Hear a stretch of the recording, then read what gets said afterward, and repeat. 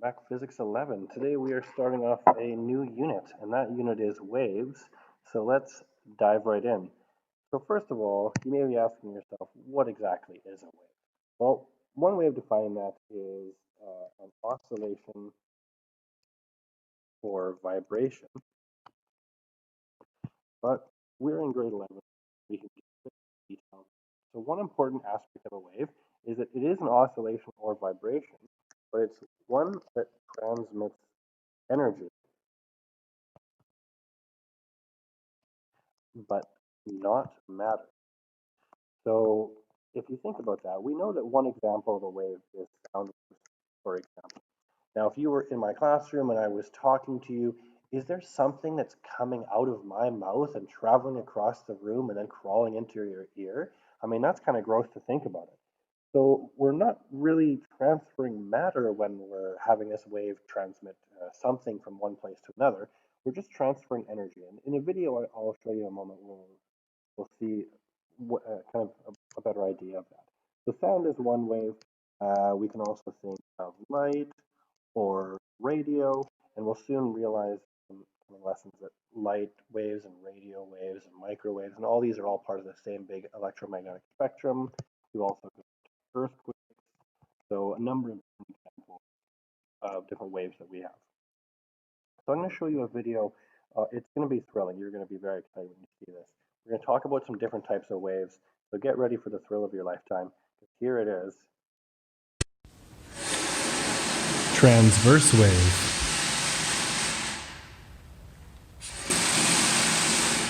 Longitudinal wave. Now, hopefully that is exciting to you as it is to me, because you've just learned about two new types of waves, which are the transverse waves and longitudinal waves. So how we define a transverse wave is that the oscillations are perpendicular, or at 90 degrees, to the direction of wave travel. You could say perpendicular to the direction of wave travel, or you could say perpendicular to the direction of energy transfer. But essentially what we're saying is that as the wave is moving in this direction, the individual parts of the wave are moving up and down. So if we think back to that video from just a moment ago, as the slinky was moving left and right in the video, the wave was traveling upwards towards the top of the screen. So the individual oscillations are going to be either going up and down. And as time progresses, this is up now, but it's going to go down, etc., etc. So these move up and down. The parts of the wave move up and down, while the wave itself is moving to the right. There's also a longitudinal wave. So an example of this one here is light, the entire electromagnetic spectrum. These are always going to be transverse waves. When we talk about longitudinal waves, these are when the oscillations are parallel to the direction of travel. And an example of this is going to be sound. So if you take a look at this diagram here, this is obviously a freeze frame shot of it, but when you hear something, this is what exactly is happening. So the speakers, if you ever watch a speaker when it's making noise, it's going to vibrate back and forth. When that does, it pushes the air molecules closer together. So these areas here are bunched up. Now this particle is going to bump into this particle, and you're going to see these progressively move further off. So where they're further spread apart, that will soon be where they're more densely packed. So this is a longitudinal wave. If you were to watch any one of these particles, you would just see them kind of bouncing back and forth overall. So this one from the speaker will be pushed by the speaker over here, bounce into this one, bounce back, and the new molecule is going to go forward. This is going to crash into another molecule and move backward while the other molecule moves forward. This is what a longitudinal wave looks like. If you've ever seen an oscilloscope or something that's measuring sound waves, these peaks are just a representation. So these peaks represent where the waves are more densely packed together. And so where they're quite spread apart, we call this rarefaction. This is where there's low density. So we often represent sound waves with a wave that looks like this, but in actual fact, the wave that it's drawing it as, is drawn as a transverse wave, but actually sound waves are longitudinal waves. Okay, and surface waves are sort of a combination. And you'll see these with earthquakes. This is the best example.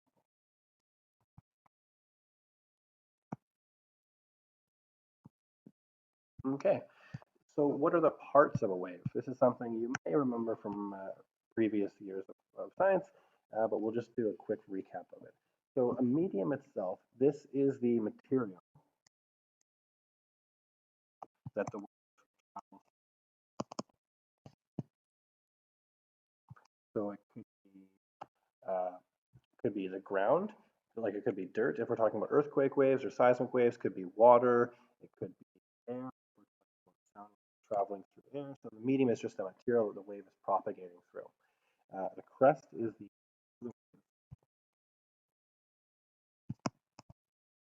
the trough is the bottom of the wave.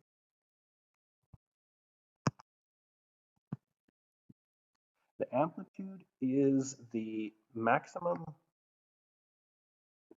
displacement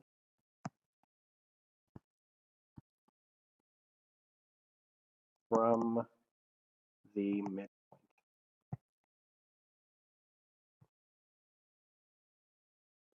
And the wavelength is the distance traveled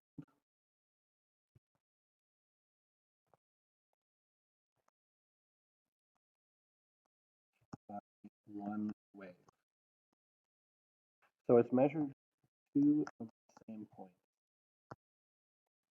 So we'll see what that means when I draw the diagram below. So, sorry, I should say between two. Okay, so let's draw a quick wave here. So, hopefully I'll do a decent job of this. So here are midpoint of the wave, and the wave itself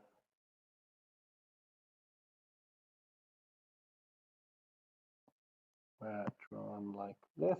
So this is 1.5 wavelengths. It's not quite as simple as I'd like, but let's label some of these parts here. So we saw the top of the wave, the crest or the peak. This is called the trough. And if we're looking at the amplitude would be one of these parts. So this is the amplitude. This you could measure this as the amplitude, this as the amplitude, etc. This is also another crest here as well. And if we want to measure the wavelength, well, the wavelength is from one point on the wave to the same point on the next wave. So we could say from here to here, this is, now you'll notice that this symbol here, this is the letter lambda, Lambda. It's the Greek letter L, so that's why we use this symbol for wavelength. There's already enough L's in physics for length, and so we use the Greek letter for L, lambda, to represent wavelength. So this is a wavelength, but also if we continue this wave here, we could say that from this point to this point is also one wavelength. Or we could say from this point to this point, this is also one wavelength from here to here. So it doesn't have to be peak to peak or trough to trough. It could just be any 2 points on the same here. That's also one wavelength. Okay, let's take a look at two more terms. So another term, these are all to do with the length of a wave.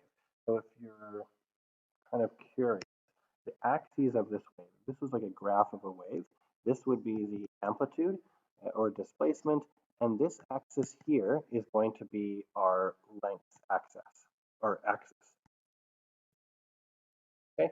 Now, if we're talking about time, so this is a wave that shows the amplitude as a function of length. So as the length moves further out, what's the amplitude going to be? We can also use the terms period and frequency to describe a wave when we're talking about the time. So period is time for one complete cycle.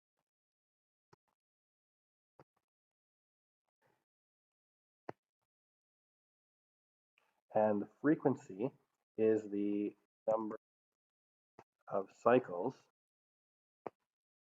in a given time, or number of cycles, we'll just say number of cycles per second. So the unit for period is going to be seconds. The unit for frequency is going to be hertz. But really what we're saying, hertz is really another way of saying per second. So hertz could be waves per second, like anything that you're counting a number of things happening per second. Waves per second would be the most normal one, but you could have anything that's kind of happening repeatedly, you could measure in hertz. So it's whatever that thing is that you're measuring per second. So hertz or per second kind of means the same thing. And these two are reciprocal. So one's in seconds and one is in per second.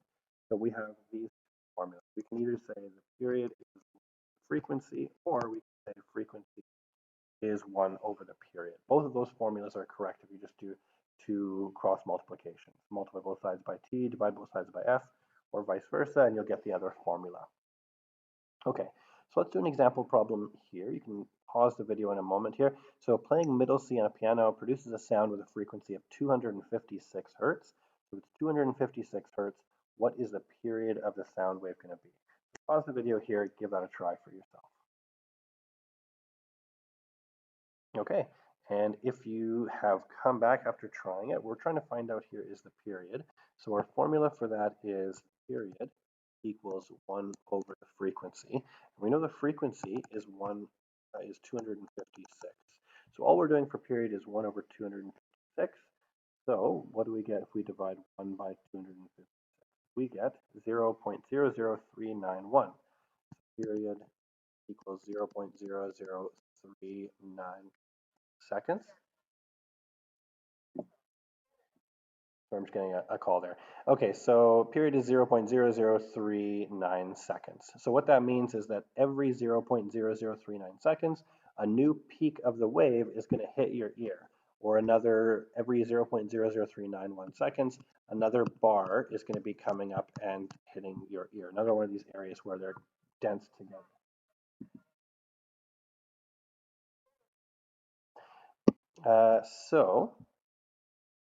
One other way of looking at this is that this graph here, which is showing amplitude versus length, if we were going to measure this in terms of time, so what if I change the axis here, and instead of having it being length, what if I change this to time? Well, if we do that, then this time it takes to go from one peak to one peak, or one trough to one trough, that's going to be one period. Okay, so just another way of comparing it or thinking about waves is instead of doing length, we can deal with time. Okay, now this is going back way to the beginning of grade 11 or really earlier than that. If we're looking for a formula for speed, we know that speed equals divided by time. So if we look at a single wave, well, let's think about what that means for us in terms of a single wave. So a single wave, the distance of a single wave, we know that the distance is one wavelength. And if we're looking at the time that it takes, time itself is one period. So one unit of time. So the time of one wave is a period. And we also know that this is equal to c equals 1 over f, or we could also say f equals 1 over t. So if we put this right here together, combined with this, we get our overall formula for velocity, which is that v equals f times lambda. So the reason why we use f times lambda is because f is equal to 1 over t. So what we're saying here is using the lambda up here on the top, this is our d, but 1 over the time, so this is equal to distance times time. These two things are equivalent. Distance divided by time, or distance times 1 over time. Those two things mean the same thing. And so we're saying distance times 1 over the period, which is the same as saying distance times frequency, or lambda times frequency. So v is our velocity, lambda is our wavelength, and f is our frequency. Okay, so two more questions for you to try. Pause the video here and give these a try, and then that's it for our fairly short video for the week. So give these two a shot and come back when you're done.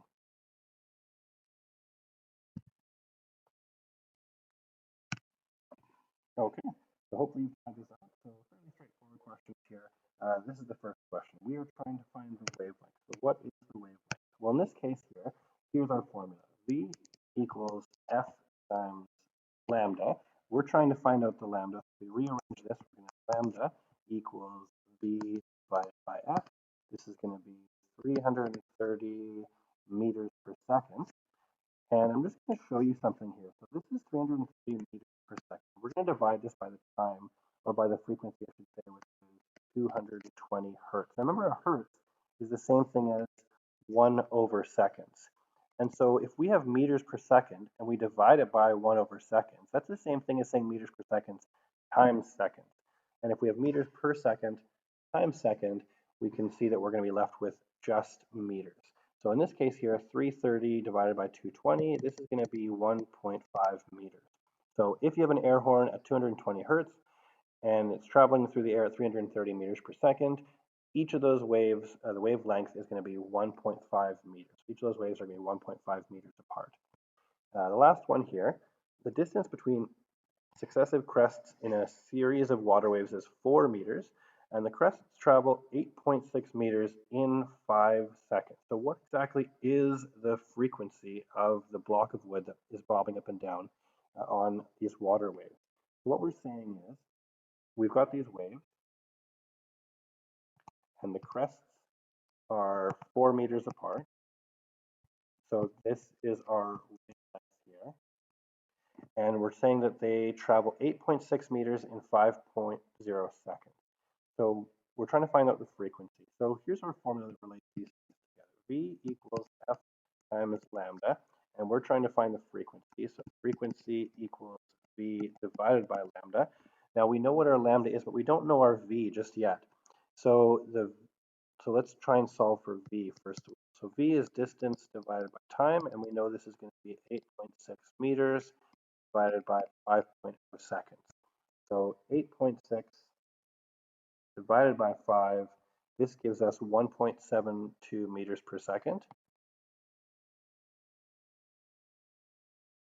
And so now we can finish our calculation. So this is going to be 1.72 meters per second divided by meters.